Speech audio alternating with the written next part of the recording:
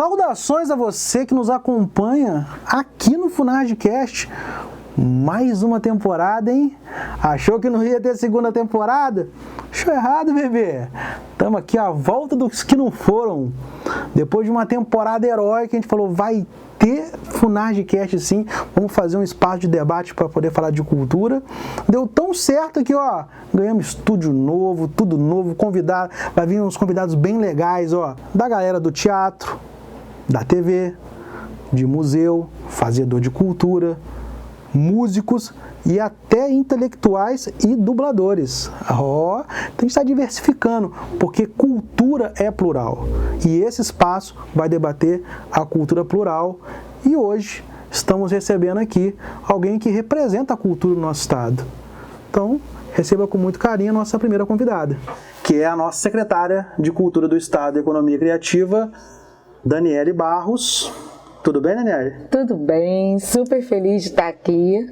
Esse estúdio lindo que está sendo inaugurado, coroando um trabalho que foi feito inicialmente, mas que agora vem para ficar, né, que agora vem de fato para consolidar, né, as nossas iniciativas, garantindo um espaço também de guarda, né, das nossas memórias, das nossas ações. Super feliz de estar aqui estreando essa segunda temporada do Funargcast e aqui nesse espaço agora super especial.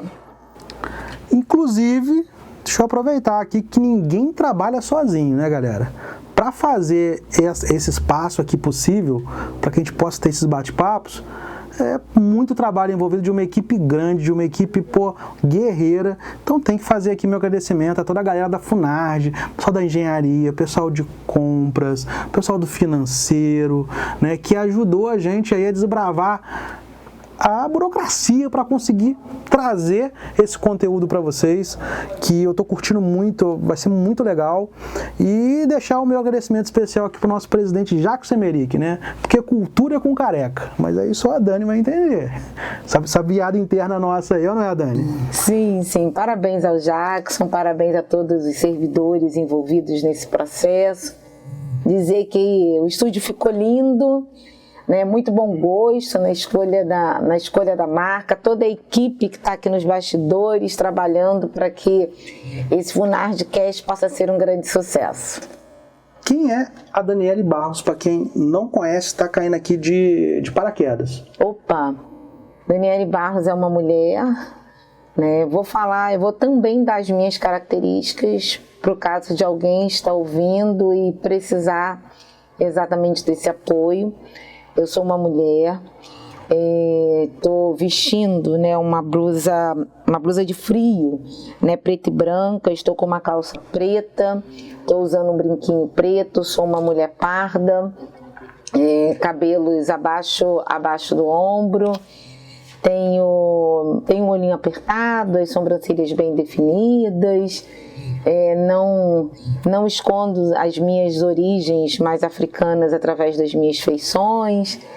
Então essas são as minhas características, né, as minhas, para além disso, né, sou uma mulher mãe, esposa, filha, sou uma pessoa muito temente a Deus, né, sou professora, psicopedagoga, psicomotricista, especialista em infância, que também devo ter minha vida acadêmica, estudar o campo, a área agrária do estado do Rio de Janeiro. Depois dessa trajetória ligada à agricultura familiar, fui desafiada a cuidar da cultura do estado do Rio de Janeiro. Lá se vão 5 anos, que estou à frente da Secretaria Estadual de Cultura. Hoje sou uma fazedora de cultura, sou uma apaixonada por aquilo que faço, amo as artes, amo as linguagens artísticas e estamos aí nessa jornada de democratização, de desconcentração do recurso da cultura, de interlocução com a classe artística, de fortalecer o nosso movimento cultural de maneira que ele seja universal. Essas sou eu e essas são as minhas bandeiras.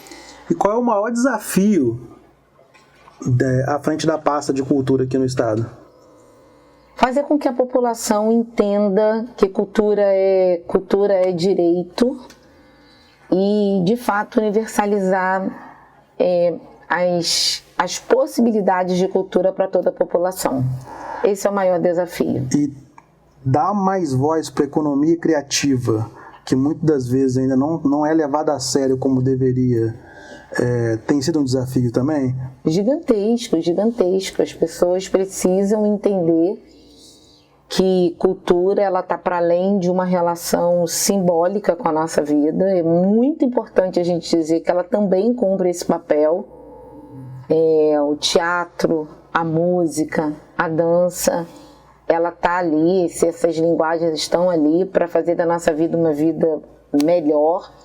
Então, a gente precisa ser feliz assistindo uma peça, a gente precisa se liberar dos estresses fazendo uma dança de salão, uma aula de dança. Mas, para além disso, isso é também uma atividade econômica. Então, também, para além de gerar essa sensação de felicidade, para além de cumprir essa relação simbólica com a vida da gente, também cumpre uma relação econômica. Então, é importante também essa balança estar equilibrada e é importante que a gente diga isso.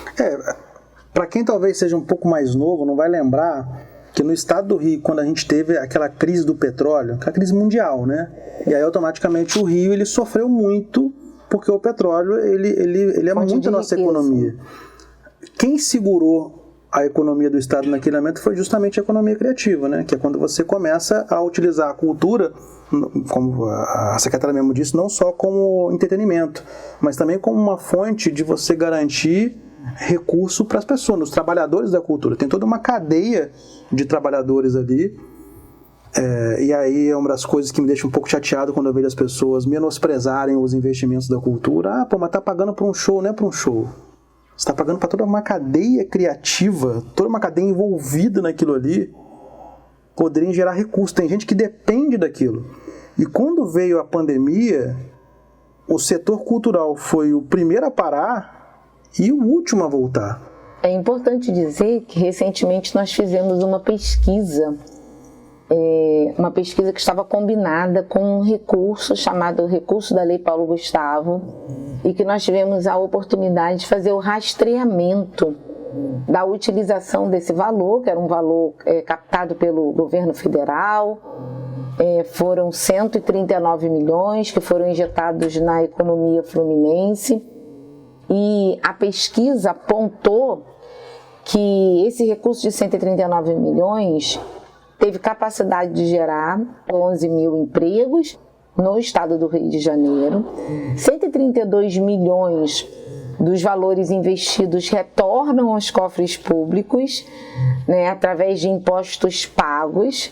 Então a gente injeta 139 e retorna 132 milhões, gerando 11 mil empregos.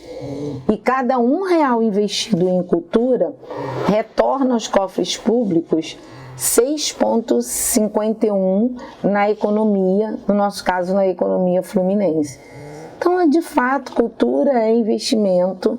Nós temos um povo vocacionado para a criatividade. Nós somos o território mais criativo da nação. Então, impulsionar essa criatividade através de uma injeção de recursos é, de fato, fundamental, necessário, e quem ganha não é só o artista quando a gente faz isso. Quem ganha é toda uma cadeia, mas quem ganha também é todo um estado. Então isso é importante que se diga. Bacana você também dizer que muitas das vezes as pessoas têm uma relação equivocada, um olhar equivocado para esse investimento. De fato, quando a pessoa vê um artista no palco, ela muitas das vezes não compreende que por trás daquele artista tem todos os outros elementos que precisam estar ali atuando para que aquele show aconteça. É um técnico de som, é um técnico de luz, muitas das vezes um figurinista, em algumas vezes, né, costureiras. Então, existe um backstage que fica invisibilizado, porque, na verdade, o que o público assiste é o show e é a presença do artista, mas existe uma cadeia de economia criativa que trabalha o tempo inteiro para gerar aquele espetáculo que é exatamente o que as pessoas veem. Todas essas pessoas pagam boleto, todas essas pessoas pagam conta, todas essas pessoas pagam impostos e todas essas pessoas movimentam a economia do nosso estado. E ainda tem, você falou a parte da cadeia que fala do artista, mas o artista ele faz um evento. Então tem também a parte do evento. Então você tem ali, por exemplo, o público, as pessoas vão lá para poder curtir, mas aí você tem o cabeleireiro, da pessoa que vai fazer um cabelo para poder, né, ir especial, vai comprar uma roupa de repente diferente para naquele show. Muitas das vezes as atividades periféricas ao evento, que é algo ligado à gastronomia. Sim. Tem eventos hoje que já garante uma experiência de bem-estar. Eu já fui em eventos que eram eventos estritamente cultural, mas tinha uma pessoa ali fazendo uma massagem. Sim. Então, assim, tem todas as atividades que são periféricas à própria estrutura do evento e que as pessoas também se beneficiam dessa atividade cultural. E acaba sendo uma atividade realmente econômica. As pessoas pagam um boleto, põem comida no prato, né? Que é o que no final o que vale. Mas tem uma coisa que eu digo em toda oportunidade quando a pessoa me fala sobre o investimento em cultura. Tá pagando show. Ou tá pagando uma aulinha de alguma coisa numa comunidade. Que tem pessoas que ainda... Parece que é um pouco longe da nossa realidade, porque a gente convive num ambiente que as pessoas valorizam muito cultura, mas a pessoa acha que é bobeira. Uma aula de teatro, uma aula de canto. E eu sempre pergunto para essas pessoas o seguinte: quanto vale você salvar uma vida? Você resgatar? Para além disso, qual é o custo disso? Para além disso, por isso que eu falei que um desafio muito grande é o processo da universalização. Porque a gente precisa entender que assim como a gente tem direito a um sistema único de saúde, assim como a gente tem direito a uma educação pública e uma escola pública que seja bonita, potente, que ensine aos nossos filhos, assim como a gente tem direito, né, e aí eu estou falando das pastas mais estruturantes da nossa nação, a um serviço de assistência social, eu posso até não usar. Eu posso escolher colocar o meu filho numa escola da rede privada, e posso pagar um plano de saúde, mas eu tenho direito a esses serviços. Ainda a gente também tem direito à cultura. Cultura é um direito constitucional. E a gente ainda não consegue perceber isso porque esse direito não está universalizado. Então a gente pensa que só tem direito à aula de música ou à aula de teatro, à escola de balé, aquelas pessoas que podem pagar. Nós trabalhamos todos os dias no estado do Rio de Janeiro para que todo cidadão, aquele que mora na capital, mas aquele que mora lá na ponta do estado, lá em São Francisco de Itabapoana ou lá em Varriçai, possa enxergar cultura como um direito, e nós trabalhamos para que o estado possa prover desde um show na praça, que também é direito da população, até uma atividade muito mais perene, que é isso que de fato muda a vida das pessoas, né? Mas para que as pessoas olhem para isso como direito. Parece quase que seria muito conveniente a gente não estar tratando desse tema, exatamente numa mesa como essa, e gravando, né, essa mensagem que a gente tem certeza que vai circular em muitos outros fóruns. Porque a gente fala daquilo que é o nosso dever e que a gente ainda não conseguiu cumprir. Mas o fato da gente não conseguir cumprir não quer dizer que nós não estamos perseguindo esse desejo diariamente. E quando você vai numa comunidade que tem forte problema com drogas, com tráfico, e você consegue instituir ali um projeto social, cultural, e você consegue trazer essa criança para, ao invés de estar, né, fazendo uma atividade ilícita, conseguir enxergar um caminho na música, no teatro, por mais que essa criança no final não se torne ou um ator ou um músico, mas você conseguiu libertar a mente dela para aquilo ali, você, além de ter mudado a vida de alguém, que é uma coisa que não tem preço, que é o que eu falei, quanto custa você mudar a vida de uma criança? Isso não tem preço. Você também acaba diminuindo o custo do Estado lá para frente, porque é menos um problema que o Estado vai ter que vai ter que combater. Exatamente. Se não me engano, é até uma fala sua em alguns eventos, você falar que você teve uma experiência na Bolívia, né? Na Bolívia não, desculpa, na Colômbia, onde o investimento na cultura ajudou na questão da segurança pública, que é um dos grandes desafios, não só do estado do Rio, mas do Brasil. Exatamente. A gente sabe que segurança pública hoje é um desafio que os governos precisam enfrentar. Eu sou uma defensora, né, de que a gente precisa olhar para esse problema, que é um problema que não só o Rio de Janeiro enfrenta, as grandes capitais do país, todas elas hoje enfrentam um problema com segurança pública. Eu sou uma defensora de que a gente olhe para esse problema com uma outra lupa, sem ser a lupa do enfrentamento, apesar de que eu não estou aqui fazendo uma defesa de que não haja enfrentamento. Eu estou dizendo que para além do enfrentamento, para além da polícia na rua, para além da gente precisar subir o morro, para além da gente ter que combater a criminalidade do jeito mais convencional, eu estou dizendo que a gente precisa ter uma política de segurança que olhe também para esses lugares sob a lupa da cultura.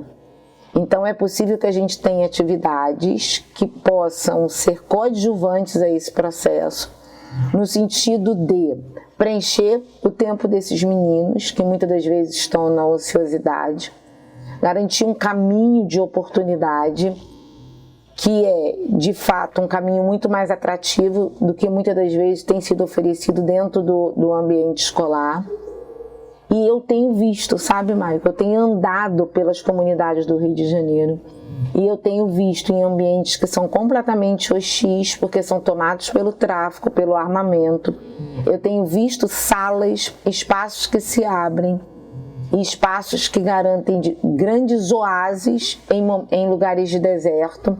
E esses oásis são oásis que são oásis culturais. Então, eu fui na Maré, eu vejo isso na Cidade de Deus, espaços que se abrem para a cultura, e é como se a gente pudesse estar num lugar que é um lugar exatamente tomado pelo crime, mas quando a gente abre uma sala onde que a gente vê 30 meninos tocando violino ou 40 meninos dançando numa aula de balé, é quase como se a gente pudesse ser transportado, se a gente parece que a gente não está ali, né? Pelo impacto que a gente acaba recebendo da atividade realizada. Então é possível. Encerro esse bloco, gente, deixando a seguinte pergunta para reflexão de vocês. Quanto vale mudar a vida e a realidade de uma pessoa?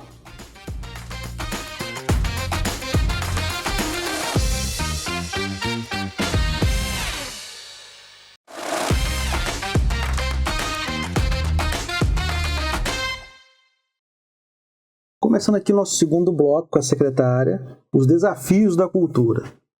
Né? Bora! E talvez o desafio que vai ficar aí para a posteridade, né, quando as pessoas assistirem de repente esse podcast para algum estudo ou alguma pesquisa, como é que foi dirigir uma pasta igual a de cultura num momento igual a esse onde o Brasil se encontra tão polarizado? Boa pergunta. Boa pergunta. Eu penso que a cultura fala da identidade de um povo, né, do nosso estilo de vida. Para além disso, a gente tem um estado que é um estado altamente consumidor de cultura. A gente tem um estado fazedor e consumidor de arte. Todo mundo consome arte, né? As pessoas podem escolher aquilo que consumir. Existem atividades culturais e linguagens culturais que são um pouco mais ousadas, arrojadas, né, e que por isso muitas das vezes descredenciadas por parte da população. E o que eu tento fazer na direção dessa pasta é tentar olhar para todas essas linguagens, né, sem fazer julgamento da forma, permitindo que todas as pessoas tenham condição de se expressar. Eu não censuro as atividades, então a gente tem um diálogo por exemplo, para que a gente explique melhor, né? A gente faz já chegamos à marca de 57 instrumentos de editais públicos, né, que foram apresentados à sociedade. Em início de outubro de 2024. Início de outubro de 2024, 57 editais para diversas linguagens, e a gente tem sempre um diálogo com todos os pareceristas, que é sempre um diálogo inicial antes de que a gente inicie sempre uma nova jornada de avaliação das propostas, pedindo para que eles tenham esse olhar de acolhimento à pluralidade fluminense, que vai desde um olhar pautado nas ousadias da arte. É preciso que a gente financie também determinadas ousadias, mas é também importante que a gente olhe para aquela arte, para o menino que canta uma música gospel, para um teatro voltado para a primeira infância, para uma atividade que tenha mais ligação com a família, com a adolescência, com a ingenuidade. Então, esse tem sido os nossos valores e os nossos princípios à frente da cultura. Fazer para todo mundo, independente da cor, da crença, independente se é homem, se é mulher, independente se está na capital ou se está no interior, se é uma atividade mais ligada à favela, à periferia ou ao asfalto. Então a gente tem procurado gerar uma relação de acolhimento, e dentro desse lugar de acolhimento a gente tem colocado em segundo plano essa questão da polarização.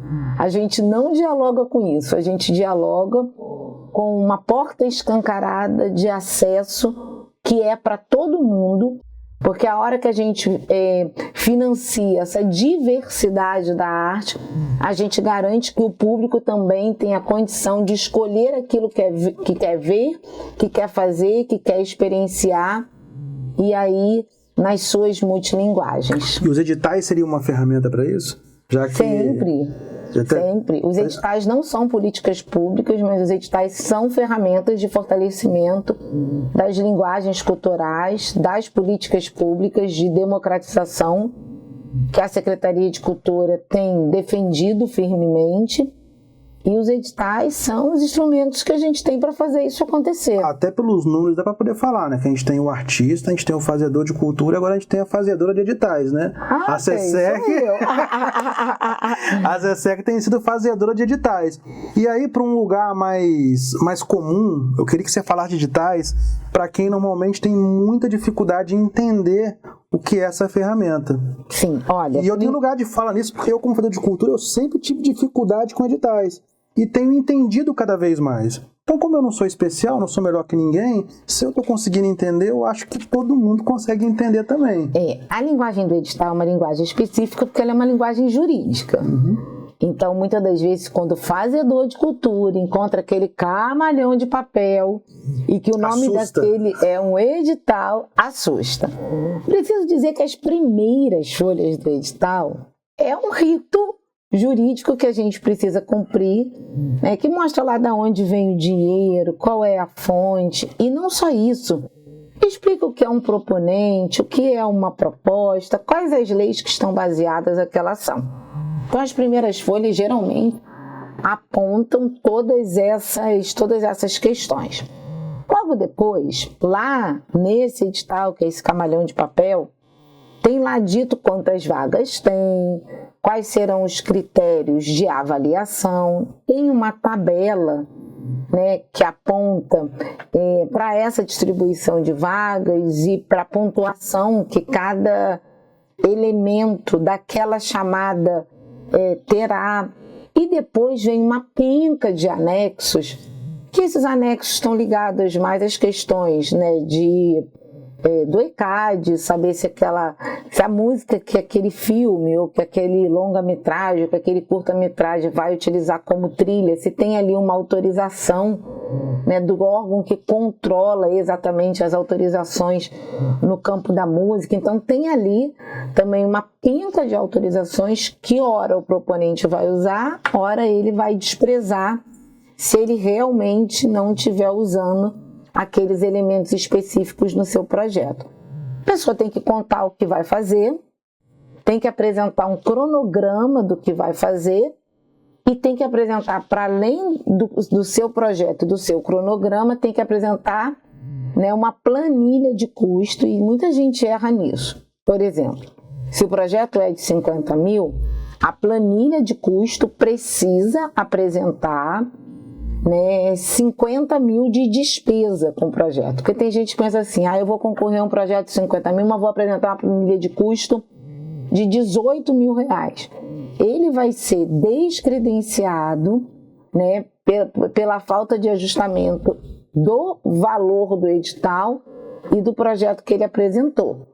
Então, assim, tem umas dicas que são importantes que as pessoas estejam acompanhando as nossas redes, porque a gente explica ao longo do tempo, né? Assim, quando a gente apresenta a chamada, as pessoas estejam atentas às nossas redes sociais. E, para além disso, a gente está lá na secretaria, tirando a dúvida de todo mundo, porque o que a gente quer, que a fazedora de edital quer, fazer esse dinheiro chegar na ponta, fomentar mesmo a arte espalhada em todo o município. Muito obrigado. Encerrando aqui nosso segundo bloco, passando já para o terceiro bloco.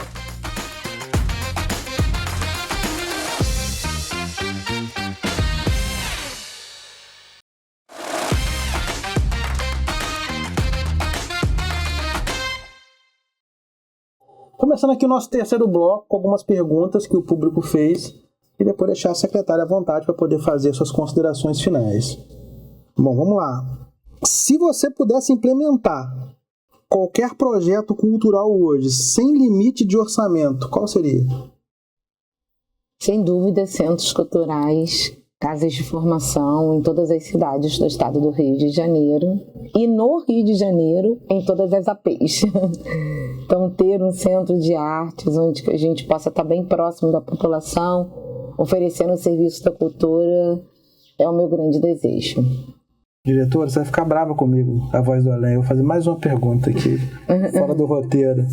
É porque o que acontece, se eu não fizer, eu vou até apanhar quando eu voltar lá para Barra Mansa. Então faça. Que é o seguinte, existe todo o movimento cultural de novas culturas, né? A cultura é um movimento que ela sempre se reinventa com o passar dos anos. Você entender das culturas mais clássicas às mais novas.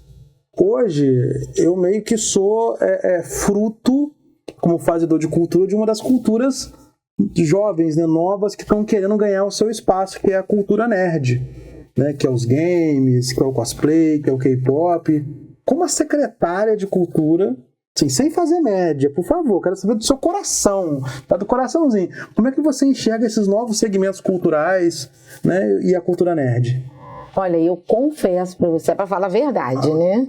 Eu confesso pra você que de game eu entendo pouco. Apesar de ter um filho de 7 anos que tá ali brincando no videogame, jogando lá o seu FIFA, eu confesso que eu, apesar de conhecer pouco, sei da importância da gente fomentar, e através da Lei Paulo Gustavo a gente pôde, a gente fomentou projetos de games para finalização, para protótipo, né? Precisei de ajuda para construir esse edital, porque como não é uma linguagem que eu domino, e assim como você falou, como ainda é algo novo, né, a gente precisa mesmo de colaboração.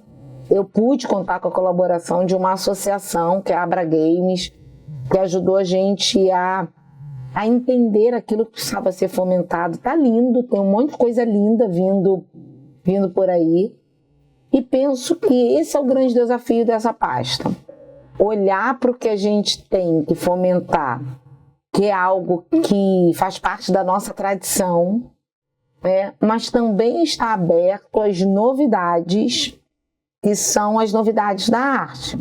Então a cultura game é uma novidade, mas o slam também é uma novidade. Né? A gente tem hoje uma penca de meninos que estão aí, né, fazendo literatura, né, disseminando a literatura através do slam. E se a gente for pensar, há 4 anos atrás a gente não tinha a linguagem do slam privilegiada nos nossos editais, assim como a linguagem do hip hop.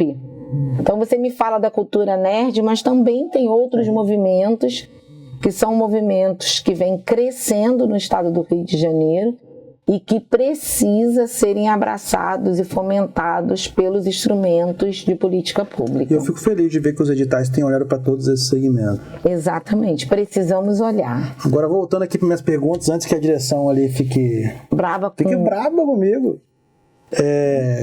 Quais novidades podemos esperar para a cultura aí nessa reta final de ano? Tanto para a capital quanto para o interior? Eita ferro, tem sempre um montão de coisa boa. Tem um monte de show para acontecer nas cidades.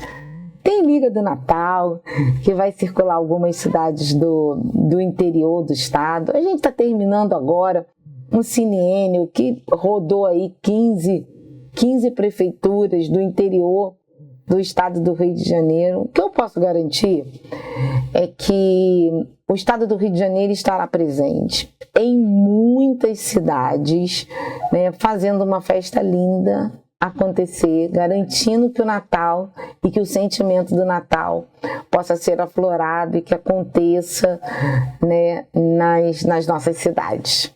Eu vou chamar aqui a voz do além para poder fazer a pergunta do público. Eu vou tirar o microfone aqui para poder usar. Meu Deus, tem uma voz do além aqui no podcast. Oi, Michael, oi, Daniele. A Naju Moana perguntou pra gente no Instagram o que temos de políticas públicas voltadas para os produtores independentes de cultura. É importante dizer que nós temos na Secretaria de Cultura editais que são editais voltados para a pessoa física. Esse é o lugar do produtor independente.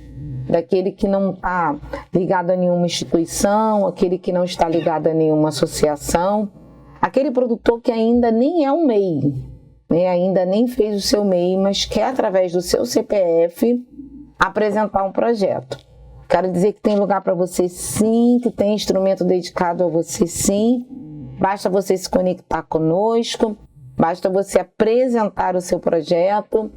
E aí a gente vai ficar aqui do outro lado na torcida para o seu projeto ser premiado, sua proposta ser classificada. Edital é sempre uma casa de apostas, né? O projeto tem que ser bom, os documentos têm que ser entregues para que você tenha a sua proposta financiada. E a gente vai ficar aqui torcendo por você. E pessoal, deixar aqui uma mensagem para vocês. Eu acho que o não a gente já tem. Então, às vezes, o que afasta o fazedor de cultura, o artista de escrever um edital, é às vezes o medo de você não conseguir ser aprovado. Mas às vezes você vai ser reprovado em alguns para ser aprovado em outros. Então é um processo de você entender como é que funciona a ferramenta, de você entender essa parte burocrática, que muitas vezes é um desafio para muita gente. E assim, você tem que dar o primeiro passo. Escreve, tenta aí. Não tenha medo de errar, não tenha medo de fazer o seu primeiro e de repente não conseguir.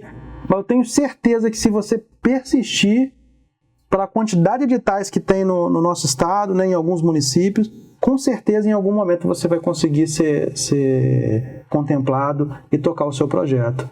É isso. Secretária, muito obrigado pela sua participação aqui e deixo o microfone aberto para a sua mensagem final para o nosso público. Eu quero dizer vida longa para o Funargcast. Assim, vida longa e próspera. É isso. Vida longa e próspera. Quero deixar um abraço para todo fazedor de cultura que vai escutar, né, esse nosso bate-papo. Quero pedir para você divulgar para outros fazedores de cultura. Vamos fazer essa história ser contada para muita gente. Quero me colocar à disposição, não só dos fazedores de cultura do estado do Rio de Janeiro, dos nossos artistas, mas também daqueles que são apaixonados pela arte, que sabem a importância do investimento na cultura, que sabem como a cultura é importante para o dia a dia de todas as pessoas. E quero dizer que cultura, de fato, ela transforma a vida das pessoas, que uma cidade, uma pessoa que tem acesso à cultura, sem dúvida é uma pessoa que conseguirá chegar mais longe, e é para isso que a gente está aqui trabalhando todos os dias. Muito obrigado. Muito obrigado a você que nos assistiu. Valeu e falou.